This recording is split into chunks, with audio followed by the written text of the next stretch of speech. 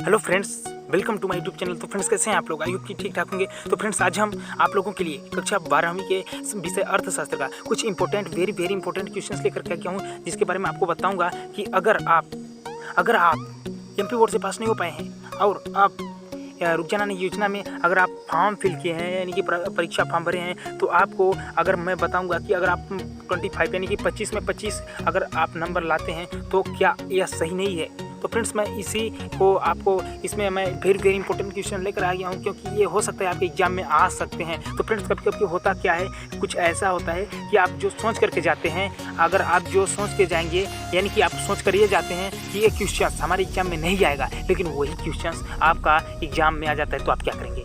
लेकिन आपको घबराने की बात नहीं है। तो फ्रेंड्स, इसके लिए आपको करना क्या है, मैं आपको इसका उपाय बताता हूँ। तो फ्रेंड्स, आपको करना क्या है, आपको जो आप पढ़ते हैं वो आप हमेशा याद रखिए। और दूसरा कि अगर आप इसको पढ़ रहे हैं ना, अगर आप देख रहे हैं, तो आपको पूरा देख लेना चाहिए, ताकि आपको कभी ये ना रहे कि हमने नहीं देखा था इसलिए मुझसे नहीं बना। लेकिन आपको हमेशा ये बात हमेशा ध्यान में रखिए, तो तभी आप सक्सेस हो सकते हैं। तो फ्रेंड्स, चलिए बिना लेट करते वीडियो को स्टार्ट करते हैं। आपको मैं सभी क्वेश्चन से रूबरू करा देता हूँ। तो फ्रेंड्स, मैं आपको 25 जो कि नंबर के आने वाले हैं, मैं उनमें से आपको ऑब्जेक्टिव टाइप के जितने भी क्वेश्चंस हैं 25 नंबर के, आपको मैं यहाँ पर पूरा रूबरू कराऊंगा, पूरा बताऊंगा। तो फ्रेंड्स, आपको क्वेश्चंस मैं बताऊंगा और आपका इसका आंसर आपको खुद से ढूंढना है, क्योंकि आप इतना तो कर ही सकते हो। अगर आप एग्जाम देना चाहोगे तो आपको इसका आंसर तो ढूंढना ही होगा। तो फ्रेंड्स, चलिए वीडियो को स्टार्ट करते हैं।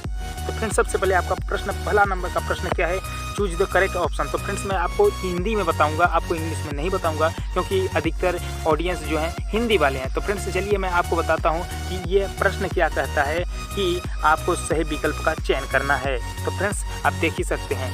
तो फ्रेंड्स, आपका पहला नंबर क्या है, आप वो देख सकते हैं।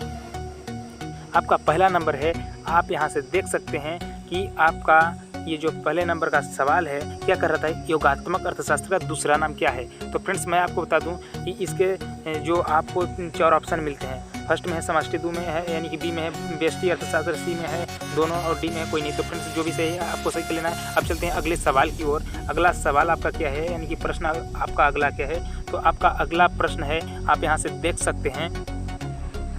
ओके, आप यहाँ से देख सकते हैं, आपका ये सवाल है, समय के आधार पर 2 नंबर में आपका है, समय के आधार पर बाजार को डॉट प्रकार में वर्गीकृत किया गया है। तो फ्रेंड्स, आपका इसका जो भी सही होगा आपको यहाँ से लिख लेना है। तो फ्रेंड्स, आपका यहाँ पर क्या है, 2 है, ए में, बी में 3 है, सी में 4 है और डी में 5 है। फ्रेंड्स, जो भी सही आपको कर लेना है। अब चलते हैं अगले प्रश्न की ओर। अगला प्रश्न आपका 3 नंबर में है, जो कि आप देख सकते हैं। और 3 नंबर में है, किन्स के उपयोग को फलन कहा जाता है क्या। तो इसमें जो आपको ऑब्जेक्टिव है, वैज्ञानिक नियम, मनोवैज्ञानिक, सी में सामान्य और डी में नैतिक। अब चलते हैं अगले प्रश्न की ओर। अगला प्रश्न आपका क्या कहता है, आपका अगला प्रश्न कहता है, आप यहाँ से देख सकते हैं। तो आपका अगला प्रश्न है, कौन सी बैंक नोट निर्गमन करती है। ओके, अब इसका जो आपको ऑप्शन मिलता है, क्या क्या मिलता है देख सकते हैं। ए में व्यापारिक, बी में रिजर्व और सी में सहकारी और डी में सभी। ओके, अब इसके बाद क्या है, इसके बाद है अगला प्रश्न। आपका अगला प्रश्न है, अंतरकोटि रीति किसने दी। ओके, अब इसका आपको जो ऑप्शन मिलता है, ए कार्ल पियर्सन, बी में स्पीयरमैन और सी में बाउले और डी में फिशर। ओके, अब चलते हैं अगले प्रश्न की ओर। अगला प्रश्न आपका क्या है, रिक्त स्थानों की पूर्ति कीजिए।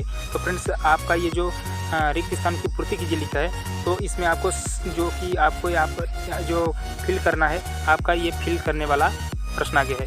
तो फ्रेंड्स, आपका फिल करने वाला ये जो है, तो यहाँ से आपको फिल करना होता है। तो आपका ये प्रश्न क्या है, कार और पेट्रोल डॉट यानी कि जो आपको रिक्त स्थान है, खाली स्थान है, इसमें भर लेना है, वस्तुएं हैं। तो आपका जो सही होगा आपको सही कर लेना है। अब चलते हैं 2 नंबर में। 2 नंबर में बाजार मूल्य डॉट मूल्य है। ओके, अब चलते हैं अगले प्रश्न की ओर। 3 नंबर में पूर्ति का नियम डॉट संबंध बताता है। ओके, अब चलते हैं अगले प्रश्न की ओर। अगला प्रश्न आपका क्या है, 4 नंबर में अधिकतम सामाजिक लाभ के सिद्धांत का प्रतिपादन डॉट ने किया। ओके, अब चलते हैं अगले प्रश्न की ओर। आपका अगला प्रश्न है 5वां नंबर।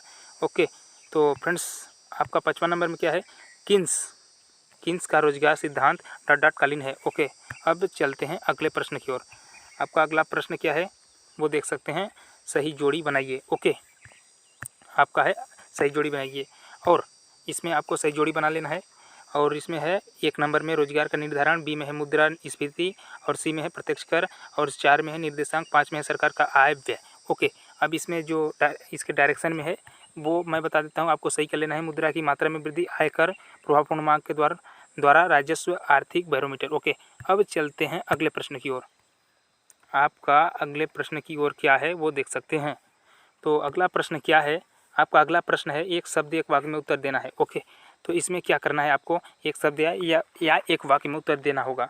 तो इसका प्रश्न पहला क्या है, गिफिन वस्तुएं क्या होती हैं। ओके, तो इसका जो भी आपको एक शब्द वाक्य में उत्तर देना है आपको दे देना है। अब चलते हैं दूसरे नंबर में, भारतीय रुपया किस प्रकार की मुद्रा है। ओके, और इसके बाद है 3 नंबर में, बजट कितने वर्ष के लिए बनाया जाता है। ओके, अब चलते हैं अगले प्रश्न 4 नंबर, बजट की एक विशेषता लिखिए। इसके बाद है आपका 5वां नंबर में, निर्देशांक कितने प्रकार के होते हैं। ओके, अब चलते हैं अगले प्रश्न की ओर क्या है। तो फ्रेंड्स अगला प्रश्न है आपका ट्रू एंड फॉल्स, यानी कि सत्य और असत्य। तो आपको सत्य असत्य कर लेना है कि जो प्रश्न आपका सही होगा सत्य कर लेना है, जो वाक्य सही नहीं रहेगा उसको असत्य कर लेना है। तो फर्स्ट में है जो आपका है 1 नंबर में, आप देख सकते हैं राष्ट्रीय व्यापार देश की सीमा से बाहर होता है। ओके, आपका सही होगा सही कर लेना, नहीं तो आपको असत्य कर लेना। अब 2 नंबर में है बंद अर्थव्यवस्था का अन्य देशों से कोई आर्थिक संबंध नहीं होता। तो फ्रेंड्स आपको ये भी कर लेना है। अब चलते हैं अगले प्रश्न की ओर। अगला प्रश्न 3 नंबर में है, जो कि आप देख सकते हैं केंद्रीय बैंक बैंकों का बैंक है। ओके, अब चलते हैं अगले प्रश्न, राजस्व अर्थशास्त्र की शाखा नई है 4थे नंबर का। तो आपको सही कर लेना है या गलत कर लेना है। फिर इसके बाद आपको मिलता है 5 नंबर में, भुगतान संतुलन सदैव संतुलित रहता है। ओके, फिर इसके बाद तो फ्रेंड्स ये रहा आपके ऑब्जेक्टिव टाइप क्वेश्चंस। तो फ्रेंड्स यहीं से 2 नंबर के क्वेश्चंस यानी कि एक नंबर का आपका क्वेश्चन समाप्त होता है।